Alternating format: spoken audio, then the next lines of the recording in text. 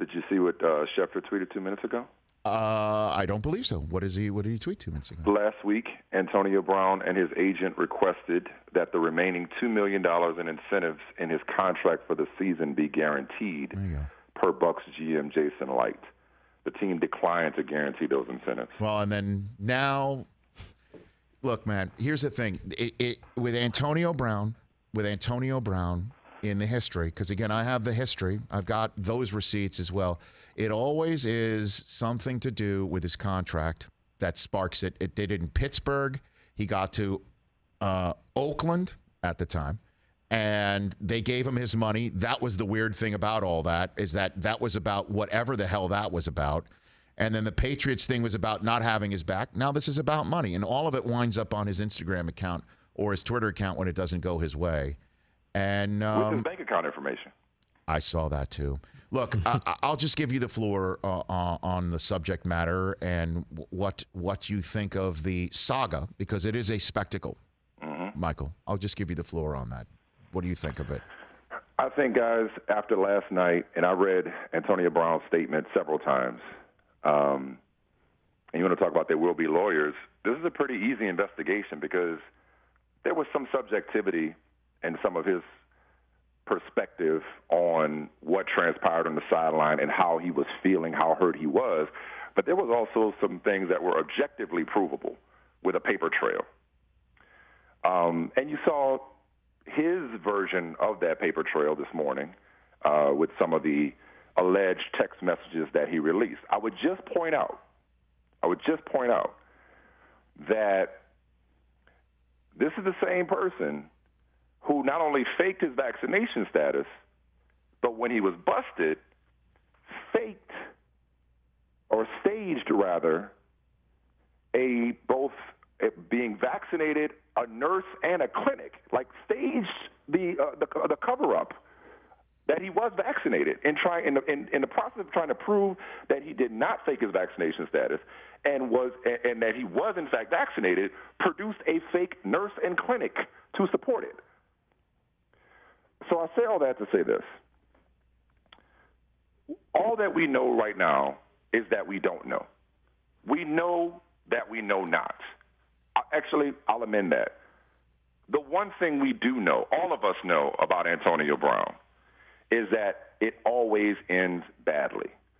It's just a matter of how. Now, to your point about this binary world we live in, and I've been talking about this for the last couple of days, because when the conversation around Antonio Brown got toward the mental health space, you had people on one side, and it's really just representative of how we talk as a society. You had people on one side that were dug in on, this guy's a knucklehead, this guy's a clown, this guy's a jerk, look at his track record, stop making excuses for him. And then you had the people on the other side that were like, pray for Antonio Brown. This is clearly a cry for help. He needs help. Bring that together. There's a middle ground there. It could be a combination of both things. More than one thing can be true. Likewise, for the Bucs, could the Bucs have been the latest example of a team enabling him for the sake of taking advantage of his talent and therefore needed to be held accountable themselves? And could they have just had enough and said enough is enough? Even if he does need help, said, you know what, we've done all we can here. More than one thing can again be true.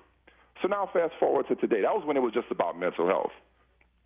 And what Antonio Brown may or may not, I stress, may or may not be dealing with emotionally or psychologically. So now fast forward to today. Same thing. Same dynamic is at play here. And TJ, that's what you were speaking to on social media. Same dynamic is at play. I'd be willing to bet that the majority of the people who are going at Bruce Arians were already predisposed to defending Antonio Brown. And I'll bet that the majority of the people who are discrediting Antonio Brown's version of events were already predisposed to being sick of his act. So nothing that happened last night is probably going to move people from their side of the aisle. Like either you're standing with Antonio Brown, more than likely, I'm not saying it's 100%, or you're sick of Antonio Brown. And so said on that sideline, we may never know what was said on that sideline. The truth, more than likely, as usual, lies somewhere in the middle, and that's that nuance y'all are talking about, which is increasingly scarce in our dialogues. That it's probably, both sides probably are telling some version of the truth. One guy's credibility is at issue. One guy has a track record of dysfunction, and that doesn't help him. But that doesn't mean he's completely lying here or lying at all. He could be telling the truth in this instance. That's that cry wolf reference you made earlier. On the other hand, did the Bucs do everything right? Maybe, maybe not. But I go back to the larger point, which this was always going to end badly, because it always does with Antonio Brown. Hey, you watched all the way to the end. Thanks for that. Watch more right here.